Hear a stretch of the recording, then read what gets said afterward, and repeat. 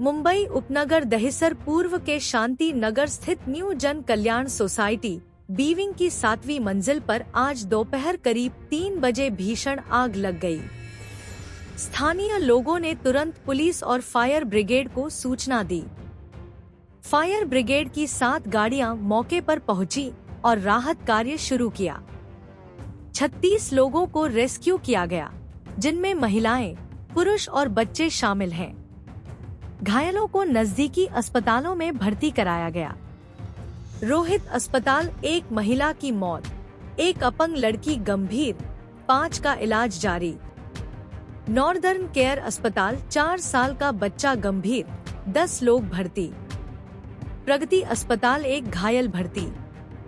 शताब्दी अस्पताल कुछ घायलों का इलाज जारी।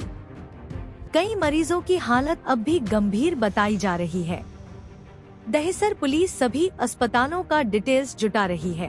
शॉर्ट सर्किटमुळे आग लागलेली आहे आणि शॉर्ट सर्किटमुळे आग लागल्यामुळे फायर अगदी बाजूला असल्यामुळे लगेचच फायर ऑफिसर सगळे आले आणि आग आटोक्यात आणलेली आहे। आग आटोक्यात आणल्याबरोबरच दहिसर पोलीस स्टेशनच्या पूर्ण स्टाफ आणि आमच्या ह्याचप्रमाणे फायरच्या स्टाफने लोकांना लवकर खाली उतरवलं। लोक खाली उतरलेली आहेत, त्यामुळे कुठची जीवितहानी आतापर्यंत झालेली नाही आहे। 3 जण हॉस्पिटलाइज आहेत आणि बाकी थोड्यांना धुराचा वगैरे सफोकेशनचा त्रास झाला आहे, अशा लोकांना पण केलेलं आहे। आता आम्ही ह्याच्याशी बोलून ते जे लोक हॉस्पिटलाइज झाले आहेत त्यांच्यासाठी आम्ही संपूर्ण एक महिला दगावल्याचं कुठे ना बातमी येत आहे, आपल्यापर्यंत ही माहिती मिळाली आहे? हे बघा, जोपर्यंत मला ऑफिशियली रिपोर्ट मिळत नाही तोपर्यंत मी कुठलेही स्टेटमेंट करू शकत नाही आणि त्यामुळे लोकांमध्ये भीतीचं वातावरणसुद्धा तयार होईल।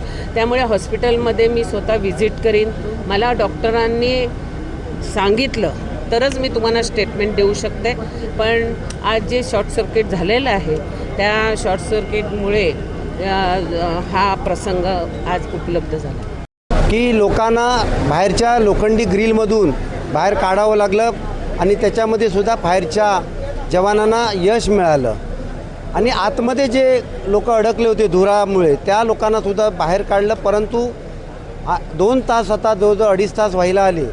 काही लोकांना हॉस्पिटलला आपण ॲडमिट केलं होतं, रोहित हॉस्पिटलला, आणि त्यामुळे त्यामध्ये एक आता आजी जी होती ती 85 वर्षाची, ती आत्ताच मृत्यू पावली अशी त्या ठिकाणी मधून हॉस्पिटलमधून माहिती मिळाली।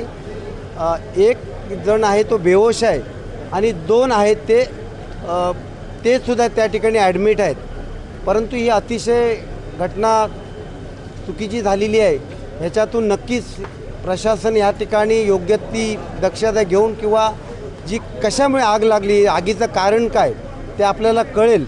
परंतु ज्या आजीचा जीव गेला, अनेक लोक जखमीसुद्धा झालेले आहेत। एक अतिशय वाईट हा प्रकार आज घडला आहे। मलासुद्धा त्या गोष्टीचं दुःख आहे।